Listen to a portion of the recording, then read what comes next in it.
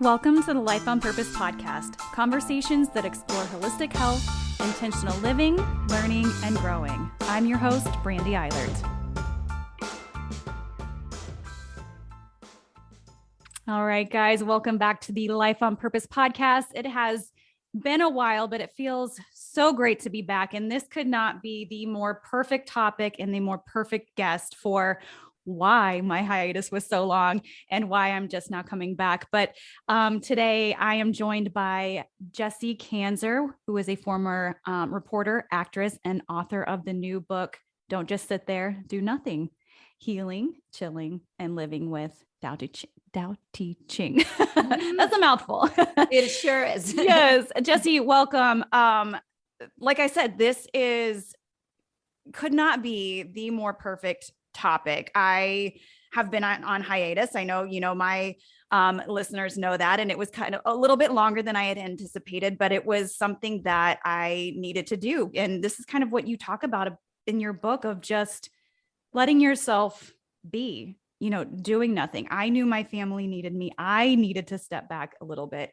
And not just do nothing per se. My situation was a little bit different, but help my family through kind of this brick wall of pandemic burnout that they were struggling with and I was struggling with. But I am back, and I am glad that you are here with me to dive into your story, your book, and all of the things that we can learn from this philosophy. So welcome.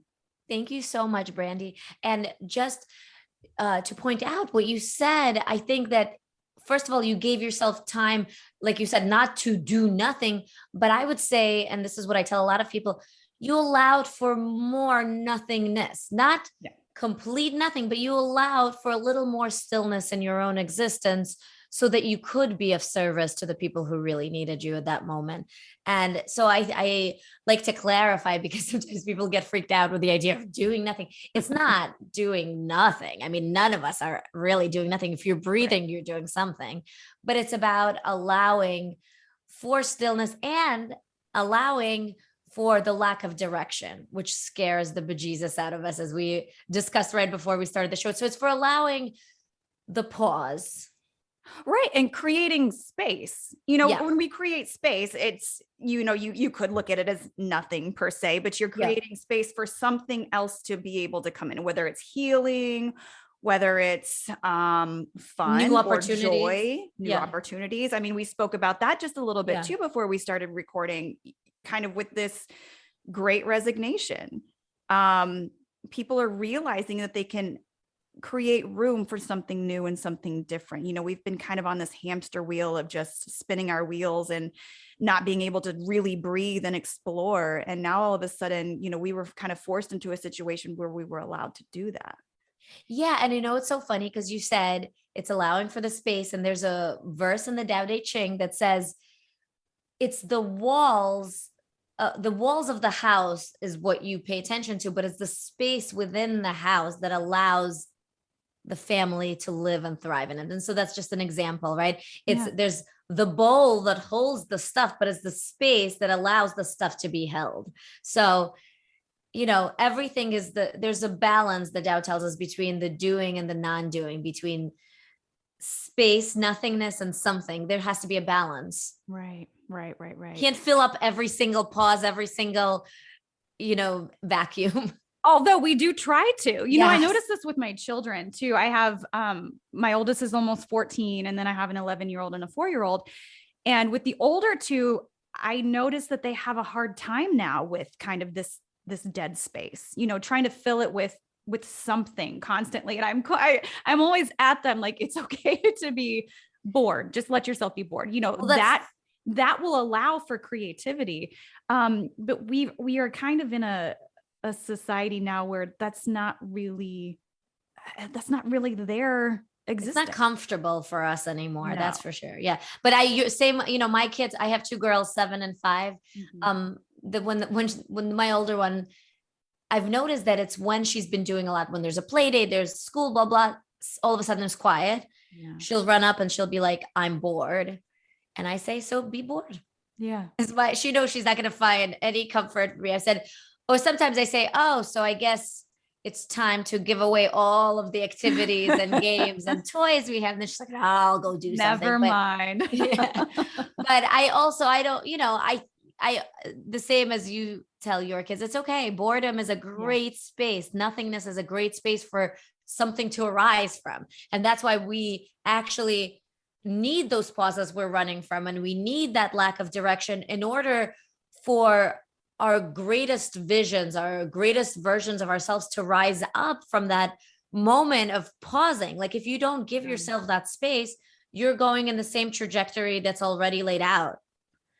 But if you want to experience newness, and if you want to experience your own magic, your own power, you need to take a breather in order to allow for it.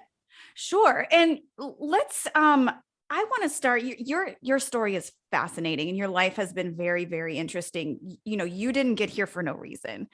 So let's start with you. I mean, from the very beginning, how did you come to this philosophy and how did you come to being where you are now? That is a good question. And, especially where the world is at now, the synchronicity, so to speak, is not lost on me that I hail from the former Soviet Union. And it's, of course, in the news so much with all of our hearts breaking for what's going on there. And I have had to relive some of my own stuff, which is okay. And it's not, I think one of the other things, like we're uncomfortable with vacuums and with pauses, we're also not comfortable with the uncomfortable feelings. But the last couple of years. So, I mean, you could almost laugh at it if it wasn't so tragic, but we have a pandemic followed by a war that's really freaking out a lot of us and causing a lot of pain to the people there. So anyway, back to my story. I was born in the former Soviet Union in a country that is now Latvia. My father's whole family is from the Ukraine. I'm from Latvia. My mom was born in Siberia because her parents were sent there involuntarily by Stalin, who was very much Putin-esque before Putin. And so they were sent to the Stalin gulags, the camps in Siberia. And anyway, there's a lot of trauma in my family. My family sought refuge while it was still the Soviet Union. We sought asylum in America. We traveled through several countries waiting. I came here as a child refugee at age 8. I didn't have the right name, the right language, the right clothes, and I really struggled to fit in. And it wasn't easy. It was post-Cold War. We weren't interconnected as we are now. And there was a lot of, kids could be mean, unfortunately. Sure. I think our generation's the ones we're raising. I think we're trying to raise them with more kindness. I think we're doing a good job. But let's just say back then it was a hard time for me. And so I switched a lot of myself. I switched my name. It was Asa. It became Jessie. I changed how I dressed. I am very good at mimicking what's going on around me. It's like a strength I have. It's weird. And I just picked up everything really quickly. But in the process of doing that, I did lose my identity. I did lose my original self. And of course, that caught up with me, as it would with anyone. Right. And as a teenager, I really suffered with an eating disorder, with anxiety, with depression. And finally, after graduating college, with all of that suffering, and I say suffering because like when I look back on it, I'm like, God, I was suffering. But the outside world would never know. I was getting straight A's. This is interesting. So I was dressed to the nines. I looked the part of a person really put together. Right. And I say this all the time now because half the time people see me just like sweatpants, haggard mom style, as we all know. And look, it's okay. I've learned that it's okay to show different parts of yourself to the world. And when you're working so hard to show the perfection, there's probably pain being hidden underneath. And that's what happened with me. I got into a major car crash after college. So then my body was broken. I was emotionally broken. And I was buying self-help books and spiritual books like on autopilot because I knew I needed something. I needed help. You were searching. Right. I was searching. I needed to get out of this rut. And I had this moment of realization when I was in the bathroom floor. I was bulimic. So you can imagine what was going on there. My body was really broken. I had stitches. I had this big car accident. I had a concussion. And I had this really like almost like a voice, like a clear moment of, this is just the bottom from which I am yet to rise. Yeah. And this feeling like it's okay that I'm at this bottom because it's not my forever, it's where I am. And I reached that same day for this little copy of the Tao Te Ching, this tiny pocket-sized copy that I've had for 2 decades now. Wow. And I started reading this. So just to tell your listeners real quick, the Tao Te Ching translates as the book of the way. It comes from 6th century BC China. It's the second most translated book in the world after the Bible. Wow. So it's known, just not necessarily here as much. And it's very simple little phrases, little verses, one on each page. And I started reading and thinking about it. And that was the beginning of my relationship with the Tao. So your search came from reaching, just rock bottom. Yeah. Where you had nowhere else to go but up. And I think a lot of us, maybe even not even reaching rock bottom, but a huge piece of losing ourselves is kind of in this perfectionism of trying to be somebody we are not. You lost your identity coming to America and trying to fit in, right? Really letting go of who you were. So it was almost a bit of a spiritual crisis, would you say? Yeah. And this is really interesting. Yes and no, because children do that. Like our children in America, where everything is more or less okay. Pandemic notwithstanding, Sure. Still I see it. And you could see it in the kids, just trying to fit in with their friends, with their neighborhood, whatever. And so I think it became a spiritual crisis for me. Yeah. As I started to get older and as my need for a sense of self became stronger and I realized it didn't exist. My sense of self was like little bits and pieces. But at the same time, it's really magical what kids do, how kids are, we say kids are resilient, which is like, oh, kids are resilient, but it's really, they are magical beings and that they're able to mold themselves to the situations. Right. For survival purposes. But of course, we want to go beyond survival. That's why we're here. And so it really worked well for my survival. Mm-hmm. It worked well for my survival of my physical well-being, my psyche. Right. But then, and I think this happens to a lot of people who experience trauma, what serves you in your survival stops serving you when you want to reach and self-actualize and reach your highest version of yourself. And that's when you need to let go of your survival mechanisms and create space and allow for that better version to emerge. Right. So did you find for yourself, you kind of mentioned falling into this controlling your appearance, controlling. Yeah. So you had really good grades. You looked perfect. You had this appearance of perfection, but it was only because you were trying to control things so tightly and not just be. Some of the best advice I ever received was literally the simplest advice. And it was, somebody told me, you need to learn to just be. Don't try to be A, B, C, D, E, F, G. Just be.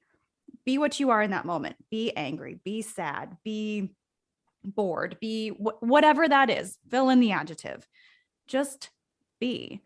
And I, like you, kind of had those perfectionist tendencies because I was trying to control the world around me. And that was a really, really hard thing to do. So take me through your process of letting go, using the Tao Te Ching to kind of let go. Sure. And I have to say that in Don't Just Sit There, Do Nothing, I speak of exactly that. Yes. If you're broken, be broken. Right. If you're whatever, like you said, fill in the blank, be it. And that is, of course, much less than comfortable for the times when we're not perfect. Right. But then guess what? This is what I've realized. And I think a lot of us moms realize is there is never a moment where everything is perfect. It just doesn't exist. No. There's no moments because then there's more beings that are in our, kind of orbit. And if you wait for everything to be aligned in order to truly live and shine as yourself, you'll be waiting forever. Right. And so this idea of letting go of the need to be anything for anyone else is a really important step. And I have the chapter, you're going to like it. The chapter 12, and don't just sit there, do nothing, is called Let Yourself Croak. All right. Yeah. And it's honestly because changing yourself or changing your mechanisms of those mechanisms of survival we talked about, that's not easy. And it is a little bit like a death, but it's such a good death. Yeah. It's a death for newness to be born. And I'll read a piece. This is verse 22 from the Tao Te Ching. This is so interesting. It says, if you want to become whole, let yourself be broken. If you want to become straight, let yourself be twisted. If you want to become full, let yourself be empty. If you want to be reborn, let yourself die. Mm-hmm. So very poignant, very harsh in its language, but I say, in the end of each chapter, and don't just sit there, do nothing, I have a do your Tao section, which is exactly what you're talking about.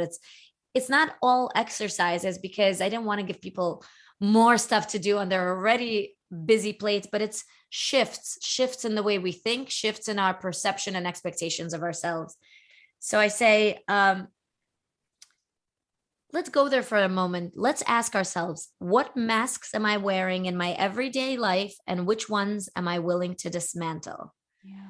We are often afraid to discard the labels and boxes we find ourselves in because we do not know who we will be without them. But so what? Let go of the need to know. Choose an area in your existence where you've been hiding behind a construct that maybe isn't really you and commit to letting it go. And then I go through various iterations of that. I say instead, if you're broken, be broken. If you're confused, lost, hopeful, eager, whatever it is, let yourself be it without shame. Yes. Shed one layer of facade at a time and see what happens. And these masks that I'm talking about, these masks we wear, I'll be honest with you, I've been doing this work for a long time. There's always another mask and another mask and another. It's almost like peeling an onion. And I do become more free in the work that I do, but there's always more work to do because of our conditioning, especially as women, to please, right? To be people pleasers, to seek perfection, to seek to be everything to everyone. You know, there's a lot to unpack. And so that's why in that exercise, in that shift, I say, choose just one for now, just one mask, and maybe focus for a week on letting that mask drop. Right. And I think the big question that people have is then how do I do that? And that's a question that I get asked a lot. You know, I do all day, every day. I work with women with autoimmune disease who, you know, it's accentuated kind of by this trauma. And the big question is how do I do this? And what I have found is many of us don't want to be alone with ourselves and our thoughts. And when we are able to sit down and kind of go through and ask ourselves, you know, what these masks are and be alone with it is when it starts to come up. Because it's that quiet, I don't know. It's that digging deep that makes us uncomfortable, and nobody likes to be uncomfortable. You have to be willing to be uncomfortable to uncover what those layers are. Yes. And it's funny, the you know, I don't want to just sit here and read, but one thing I said in there is when the discomfort passes, we will feel that much more free. And that's the truth. Just know, it's like what I realized on that bathroom floor.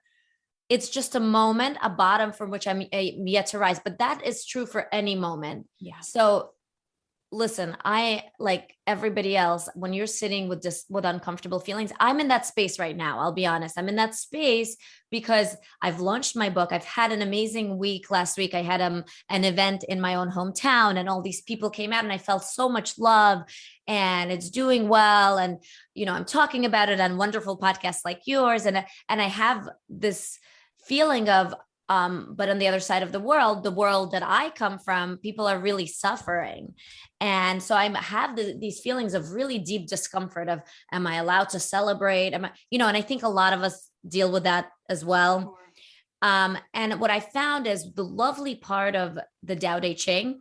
One of the other things, of course, it teaches us stillness. Like you said, it teaches us to take moments to block out the noise, but also it teaches us the nature of our paradoxical existence, right? That you can be two things at the same time. You could be more than two things. Like I can be both joyous and hopeful and really sad simultaneously. Sure. And so when you feel discomfort, when you get quiet and you feel the discomfort of your own masks, perhaps of the discomfort of it is less than comfortable to be living a facade.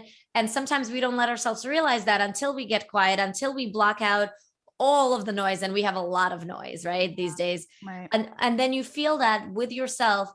Yeah, it's uncomfortable, but you can allow yourself to feel the discomfort and also feel the excitement of what's arising, right, when you're letting the real self, come forth. So when you remove a mask, what happens? You have more room for your authentic self to fill in. So just remember that, first of all, everything's just a moment in time.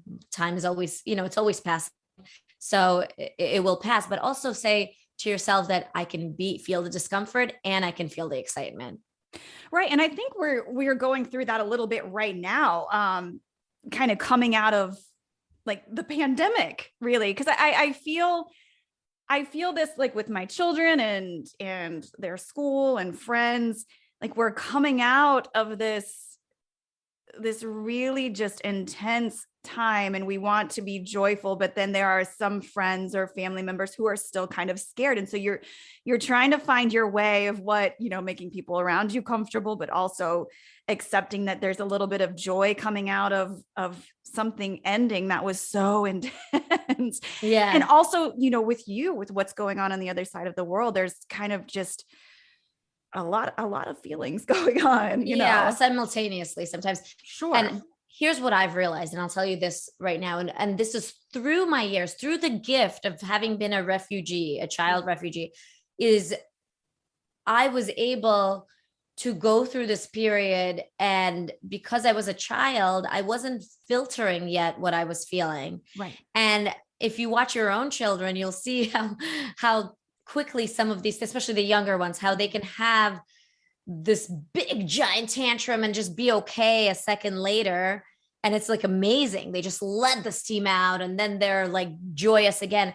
And I would say, never push down your joy.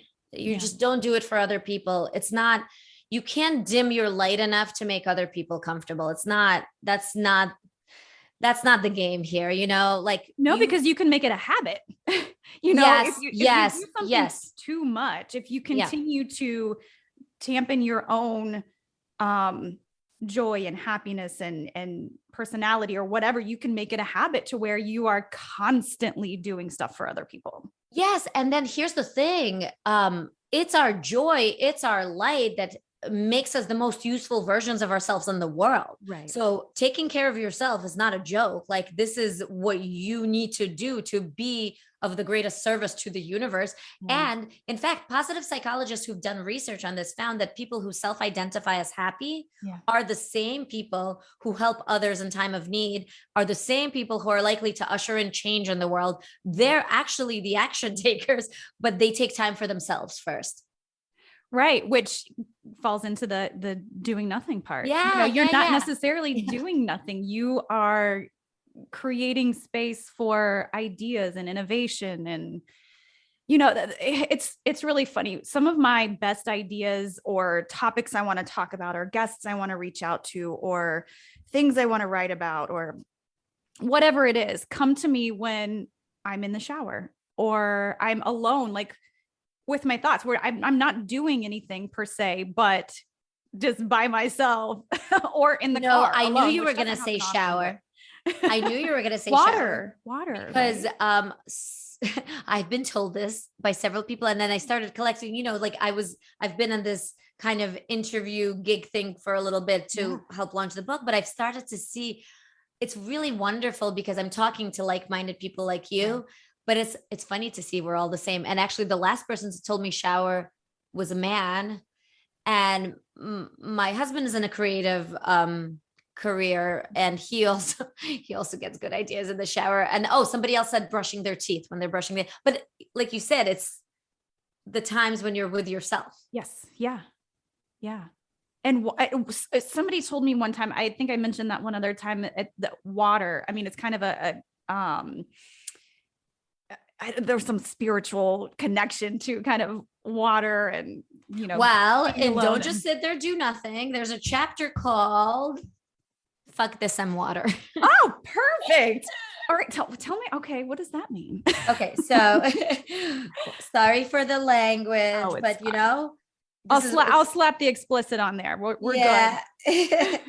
But sometimes it's a really good word. I'm a writer, very literary, but sometimes a curse word gets things across better than it's the exclamation point on an idea, right? And so the Tao Te Ching verse 8 says, the supreme good is like water, for water benefits all things and goes against none of them. It provides for all and even cleanses those places a man is loath to go. Yeah. So I thought it's interesting. The best way to be is to be like water, the Tao says. And it's true. I thought about it. I'm like, water, and then I invite people to think about how much water is in us. Yeah. We are a large percentage water. And it's interesting. And the world is a large percentage water. And it's interesting that this is so true. Water does not discriminate on who it nourishes. No. It goes to the lowest of places. And when you allow, and, like in the words of Bruce Lee, water can flow and it can crash. Yeah. Be water, my friend. Like it basically takes the shape of whatever you pour it into. So I say in the book that I realized, a few years ago, and this is what you realized a few months ago, I realized I need to pour myself into the kiddie pool for a while. Right. And I was like, this is where I'm needed. When the pandemic started, my kids were 3 and 5. Yeah. And I was like, okay, I'm all kiddie pool right now. And I knew that what does water do? Water will evaporate and it will come down as something else. And I thought to myself, I will come down as that thunderstorm eventually, and I will come crashing with powerful messages. But right now I'm just needed in the kiddie pool. Right. Do you find that allowing yourself to be in the kiddie pool for a while created that space for the creativity for the book, or did you already have the book in mind? When did that kind of come to fruition for you? I had the book in mind before the pandemic. Gotcha. I had a lot of trouble getting a publisher for the book before the pandemic. I gave it up. And this is what another thing that the Tao Te Ching teaches us is this ability to release the outcome. Yeah. It says, do your work, then step back, the only path to serenity. And so look, what happened to me happened to all of us. The pandemic hit suddenly. Sure. I had kids at home. I had to stop. I stopped everything. And I was like, who cares about this book? The world is, Yeah. And so I put it aside, and these magical events happened where like my daughter bud dialed someone who asked me about the book, who said, let me just send it to this one person I know. And lo and behold, I got an agent, and, a month later I got the publishing deal, and then I started working on it. And yeah, that was challenging. Half the time I practice such good release because I love the do nothing part. Right. So I'm really gotten good at the releasing.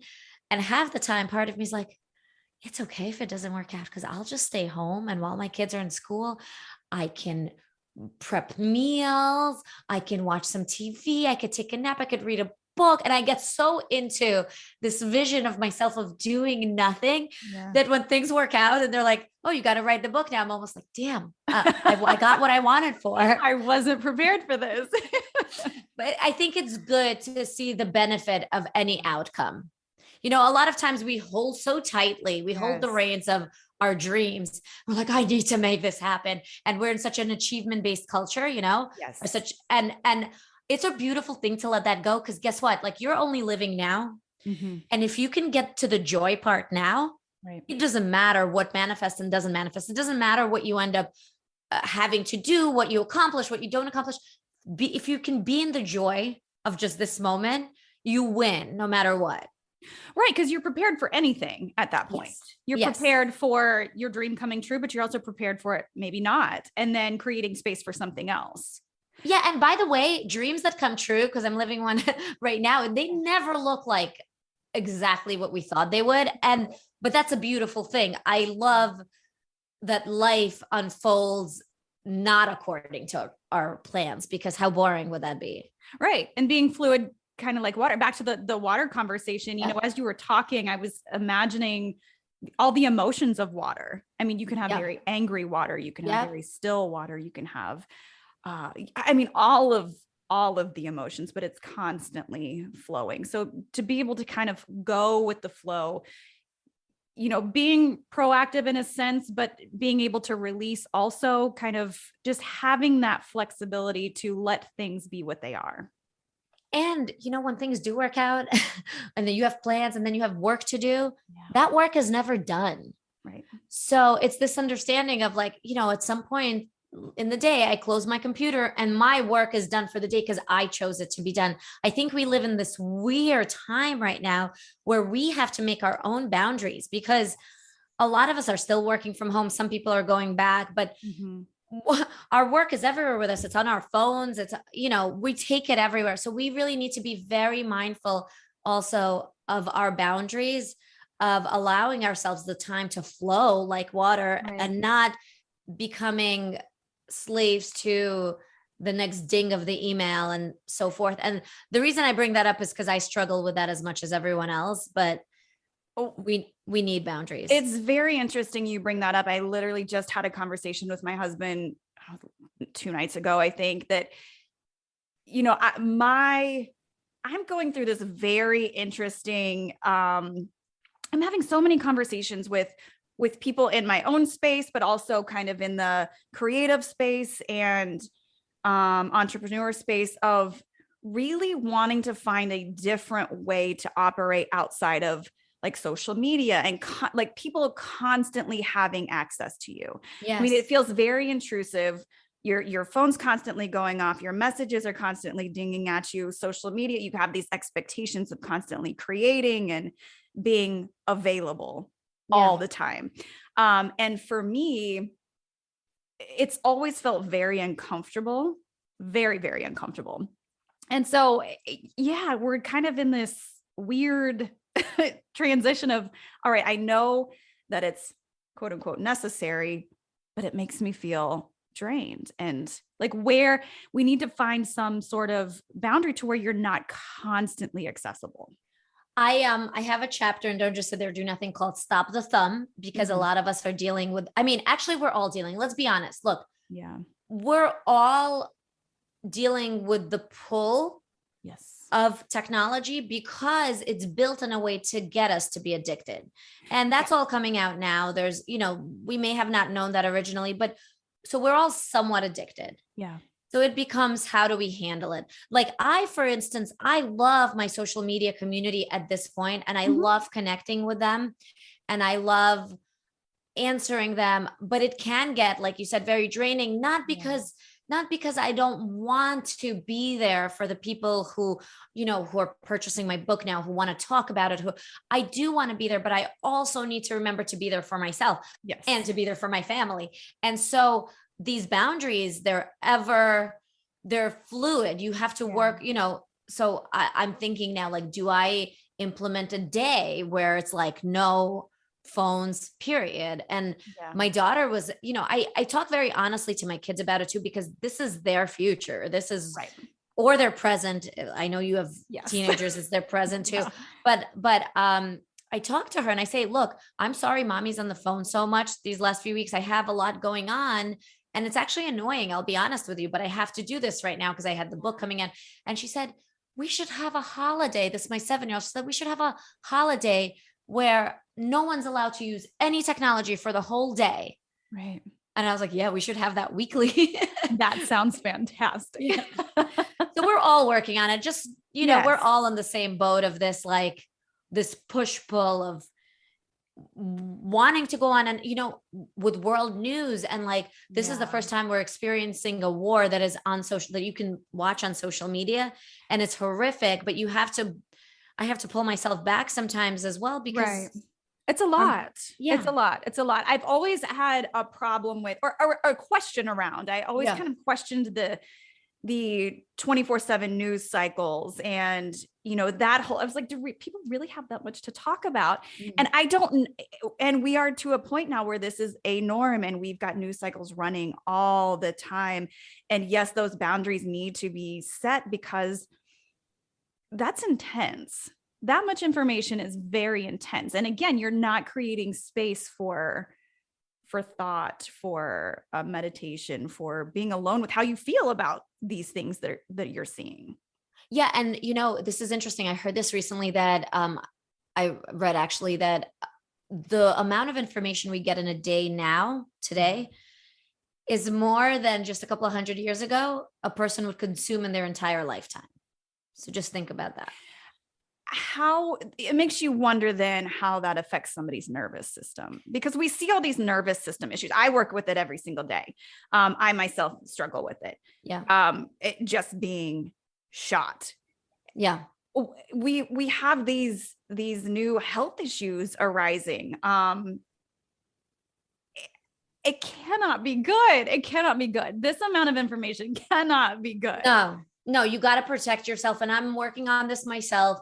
And this is why the Tao Te Ching always says, like, in the stillness, you find the center of the universe within yourself. The Tao says that. And it's like, duh, like, if I'm just able, but it's easier said than done. If I'm just able to shut off all the noise, I silence notifications. I'm just putting it out there. I don't sleep with my phone by my head. I do keep it in my room. Some people say don't, but I have a place, like I put it under the stuff, like it's not easily available to me at night. And there's tricks I do for myself, because I know from my own past struggles, I have an addictive personality. So I know myself. I tell people all the time that awareness is like a superpower. Get honest with yourself.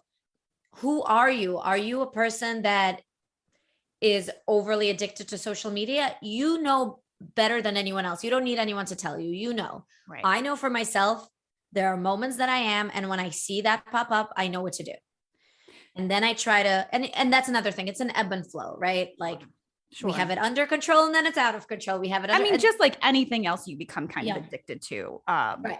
Coffee even. Or it's funny.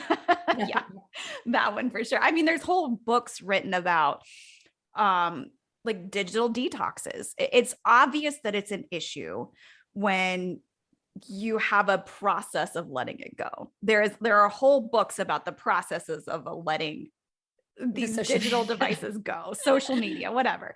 And this kind of amount of information. And I guess the kids nowadays call it FOMO, fear of missing out. If you're not on it, you have this fear that you're missing out on something. And don't just sit there, do nothing. I say JOMO. I have JOMO. The joy of missing out. Yes. We can miss out. It's fine. It's fine. Yeah. No, I love that. And I love that your book and this idea and the Tao Te Ching kind of accentuates like what I'm feeling the need for. And that is nothing. But you did, what's so interesting about what you did, and you took the time for yourself. The other thing that I talk about a lot, and don't just sit there, do nothing, is aligning ourselves with our intuition. I'm trained in intuition. I trained for many years with Laura Day. She's a world-renowned intuitive. Then she did the foreword for my book. And it's so hard sometimes to connect with our own inner guidance. Again, because of all of the voices that are not our own. And so I think it's so beautiful that you connected with your intuition that told you take a break. Right. And sometimes the intuition says, no, go for it. Keep pushing. That's okay too. Right. And again, the intuitive part of us is not always, like you said, going to say, all right, this is the time that you need to do nothing. Sometimes it's going to say, okay, this is the time you need to push through so that you can do nothing on the other end. And that's a very, very important point, because, again, the intuitive part of us, especially mothers, you find it the most with moms. I feel like kind of that, just that little nag of something that this little tug, this little string that will lead to, one direction or the other. Again, whether it's us ignoring it ourselves, choosing to ignore it because it may not fit into a social norm, or it may not fit into what we think we should do, or whatever the reason. Again, it can become habit of ignoring yourself and then losing yourself to where you don't even know what direction you want to go anymore, because you've gotten so used to just ignoring those little tugs. And a lot of us were raised that way. I come from a very loving but Soviet mentality. And, but I think a lot of older generations, they, out of love, had us listen to them versus listen to ourselves. Sure.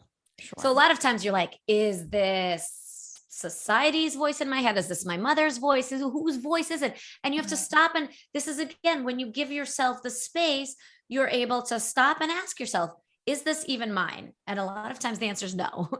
Right. And that kind of plays into the idea of this intergenerational trauma also, which we were talking about before we started recording, because of your particular family history with, coming out of the Holocaust and then being refugees and kind of having just all of this stuff. Did you ever find a point where you were asking yourself, is this trauma even mine?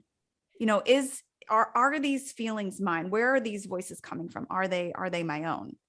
Yes. And what a good question, Brandy. Yes, I was. And I was for a long time eating and throwing up my feelings. That's the truth, for years. And then I developed another addiction, and it was like love addiction, like no joke. I mean, I write about it. I try to make it funny because it's lovely to laugh at yourself. And I do believe levity is really necessary for our healing. But I have a chapter called Humiliating Love Story that kind of chronicles myself getting over this other. So yes, I think that a lot of times the coping mechanisms for our survival of our psyche, those are the problems. But instead of like hating the problem, I could say now, yes, I was bulimic for years, but it served its purpose because I couldn't cope with the generational trauma that I carried, with the heaviness, with the expectations on myself. All of it was too much for me. And I did not deal with it in a healthy way, but that was the way I had dealt with it then. Right. And so I accept that part of myself because, I have a friend who was a heroin addict, and she wrote about it, and she did a beautiful blurb for my book. Her book is called Strung Out. And she said, heroin saved my life. Yeah. Because she probably would have ended it otherwise. What a dichotomy that is. Right. And that's a good way for us to look at our struggles. What purpose is this struggle serving me? I think it's really important to ask, because a lot of times the struggle is distracting us from a deeper issue we have to deal with, or from the deeper trauma we need to heal. And some of it is generational. And if we're born with this trauma, can we look at it and let it go in a way so that we don't have to carry it? It's interesting that you bring that up, because we see a lot of what we do in our coaching for people with health issues, like chronic health issues, autoimmunity. What we find is that you will see a significant betterment in health whenever you deal with these traumas. So whenever, we have such this wholeness about us, when one area is out of balance, you've got this trauma and this kind of mental health aspect. When you see that kind of become whole again, you start to see your physical health start to change. And nobody really wants to make that connection, because we separate ourselves into two different areas, our physical health and our emotional health. But they're so connected. They're so connected. And I see it every single day when you're working on this other part of you. And you see this kind of yourself become whole again, that physical part starts to heal as well. Absolutely. I mean, so because of my struggles and in order to heal the eating disorder, but also because I am an intuitive person. I'm an empath, as we, and Yes. that's a label. So many because, of us are. Yeah. So right. But the Tao says, like, don't label yourself. So I try not to, because I get it. Like, you do, when you label, you limit. That's the truth. It's interesting. right. It's 100% right. So, but I do find I have a very strong mind body connection. Mm-hmm. And when I've been in the last weeks overworking myself, and my body reacts, and I know it's reacting, I know what it's telling me. So I know when the UTI comes, I was like, oh, I'm not resting enough. I'm not giving, like, I know right away that it's my body telling me something. Our bodies speak to us, and oftentimes we don't listen. And disease is also a way of carrying information. And a lot of times we fight the disease, but are we listening to the information it's trying to carry and tell us? 100%. Very similar to you. My body screams at me when I'm overstressed. I get joint pain and inflammation and all that fun stuff. But I think we all do. There's nobody, and I, knock on wood, I'm a very healthy person. I'm 40 years old. I'm, fit, healthy, etc. Lots of energy.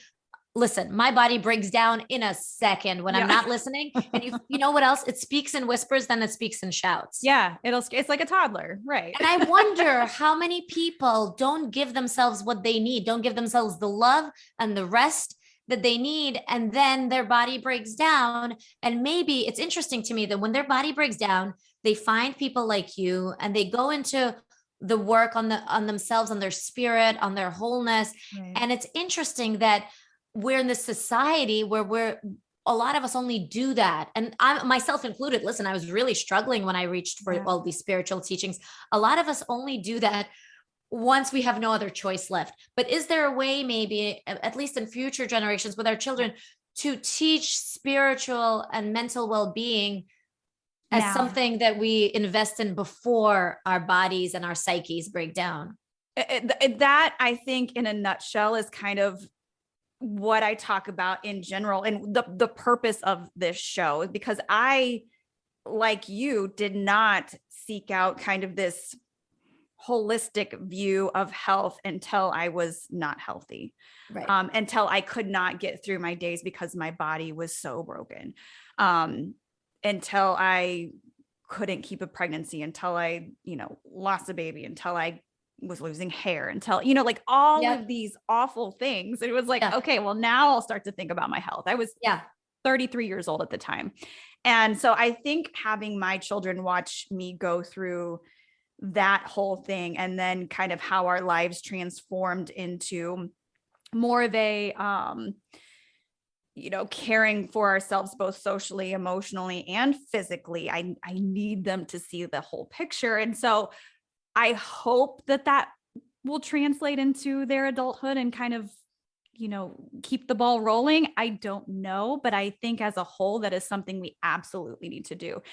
This explosion in disease, I do not think is strictly living in a toxic environment. I think we're also kind of in a spiritual crisis as well. I think we are looking at both. Yeah. And toxicity is maybe our spiritual environment is toxic too right now, like 100%. That's the truth. Yeah, 100%. And kind of, playing back into the idea of you losing your identity, was that a form of spiritual crisis? I know when we say spiritual, you kind of think religious, whatever, but spiritual crisis is just really understanding yourself as a whole. To me. And in that masks exercise, that chapter, I actually wrote, today, the whole state of the world is in upheaval. This uncertainty is so much bigger than my own identity crisis. Yes. I've realized it's our identity crisis. 100%. Many of us want to toss out the old paradigm, but we haven't yet gotten a grasp on the new one. And that's okay. What we can do is start by being honest with ourselves. So that's the nature of our work. That is such a poignant message, and probably the exclamation point on what we're all kind of facing at the moment. I mean, kind of coming out of one thing and then really, tumbling headfirst into another Oh yeah, from the crisis. pandemic to the war, it's like, are you kidding me? Yeah. I have Right. to tell you something really, because sometimes I forget, but I got to tell you something that I think, I know that because of the work you do, you understand synchronicity. And Yeah. so I have a chapter in here called Use It, and a section in there called My Zelensky. And obviously this book was written a while ago. It takes a while to print the book to. Right. So when I was an actress, struggling actress, I should add, actress, waitress, actress, tutor, whatever, um, many years of that, I filmed a movie, a Russian film that I was actually paid nicely for. I got a part because I'm a Russian speaker in America. This movie was filmed in New York, and the main there was a couple of main actors. One of them was Vladimir Zelensky. It No was his way. it was his first feature film, his first major feature film, his first starring role in a feature film. Of course, his career like took off after that. And, then he did this sitcom called Servant of the People, where he played a president on TV. And he got so popular that he ran for president basically on the platform of a TV show.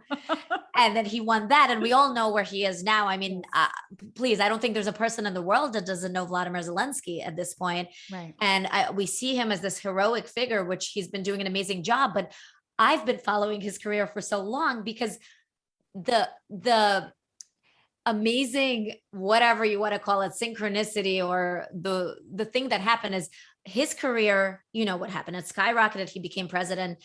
I let go of mine because it didn't feel like the struggle I wanted to pursue anymore.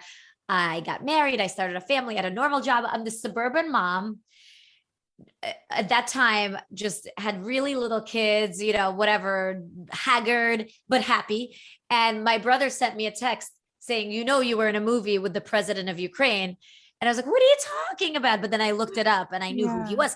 So it's so interesting to me how our lives ebb and flow in these ways. Sometimes it seems like there's a bigger picture that we don't see ourselves because we're just the small actors in this picture. Yeah. But my book, which is a very peace-based book, the Tao Te Ching is a super peace-based philosophy. It's a philosophy of finding wholeness internally and then externally. Right. And then spreading that wholeness to the world, rebuilding the way we look at everything. And also, interestingly, stopping this chase for more. Right. It's the chase for more that gets us in trouble as humans and as governments. It's this constant more, instead of just letting ourselves be in peace. And that's what I'm looking now. And I think the universe is sending me some sort of message that I wrote about Zelensky. This book came out as the war began. Yeah. And I'm looking at the geopolitical aspect of it. And I'm like, it's the chase for more it's the chase for more power, more control. And instead of just sitting, being, allowing for the peace, allowing for things to be as they are.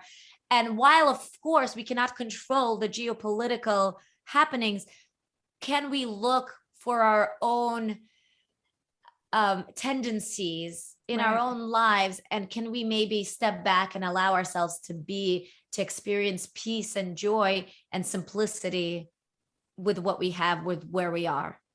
Right. And using it as a bit of a lesson, which it kind of seems like where you are with watching this whole thing play out, especially being so kind of close to home for you. Where are the lessons in all of this? Yes. And like you said, you see what happens when you are in search of more, and in your search of power instead of peace. And it seems so simple, it seems so simple. Well, it is, and it isn't. I say not easy, but easeful. It's, this is why I call the do your Tao section. It's not exercises, it's shifts, because it's just the shifts in perception that change things for us. It's like you start asking yourself, so, I published this book, it's doing well. There's a hunger inside of me. Of course, I mean, I was raised in this society to be on the bestseller list. I want to be on the bestseller list. And then I ask myself, is that my hunger, or is that a hunger that I just am I'm supposed, supposed to have. want. Right. I'm supposed to want.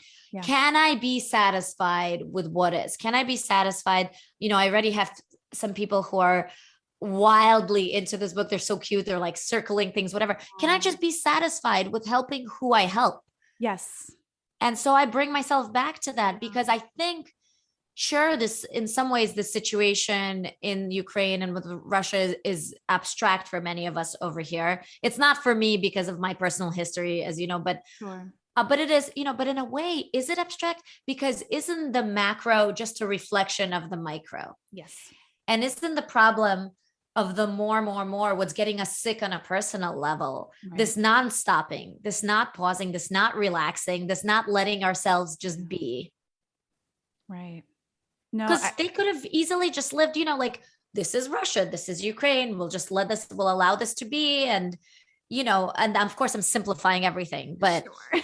but, Sure. like that's the way we live in peace. We just be with our borders and boundaries and you be with yours and we're okay. We're friendly. I'm not you, but we are one. Right. Right. And I look at kind of where we are with health in general in a similar way. How did we get so far away from what health truly is that we can't look at it any other way? And I think that's kind of what my message will continue to be is what we're doing now is not working. Yeah. Can we maybe look at it a little bit differently and be okay with just being who we are, what we are, quiet, still, followers. I don't need 100,000 followers or whatever whatever your magic number is to be successful. The small amount of people that I help in my small little corner can be enough. Exactly. And I like that message. I love that message. Yeah. And I talk about success in the book as well. And we really need to redefine success. I do believe that very much because success has been equated with how much you have for so long. Yeah. And success is actually a spiritual state. Yeah. In my opinion. I agree. Wow. Well, I mean, all of your messages, I think that this is so perfectly timed, us having this conversation and where we are all kind of at and what we're all feeling at the moment. I think this message in particular is something so many people need and will get benefit from. So why don't you tell me where we can find you and your book and anywhere else that you like to hang out? Sure. So Don't Just Sit There, Do Nothing is available at all stores where books are sold, Amazon, Barnes & Noble, indie bookstores, and all of the information on where you can order it is on jessiekanzer.com, JESSIEKANZER.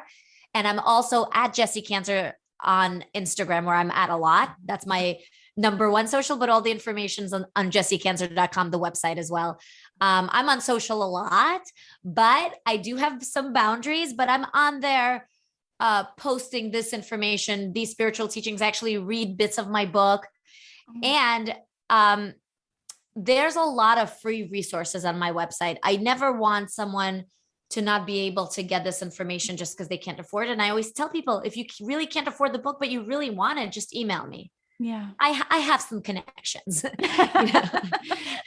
And by the way, it's available in audio as well. And I have to remind myself to say that to moms because a lot of times when you're driving to and fro and like, we're basically, on chauffeurs. The go. Yeah. So it's on audio as well, which is a good way, I think, for spiritual books sometimes to be consumed. Oh yeah. I particularly love spiritual books in audio. I'm very much a hands-on person when it comes to any other kind of book, but I think there's something about like this calming voice giving you this helpful information that I don't know. Okay. So I recorded it. I don't know if my voice is calming, but I try. I record, it's my I'm book, sure so it's I'm my sure. story. Yeah. Let's just say you get it told in my voice, which I think is pretty special because I like when I get the story in the author's voice. That doesn't always happen. Yes. I was happy to do that here. Oh, that's fantastic. Oh, that's good to know. I will definitely have to pick this book up myself. And I have a feeling that I will use it a lot in my coaching practice. I love to take, especially guests that I have on the show whose books I particularly love. I usually pass them on to a lot of my clients for some sort of spiritual growth. So How I am lovely. so grateful to have met you and to have had this conversation. So thank you so much. Thank you, Brandy. It's been lovely.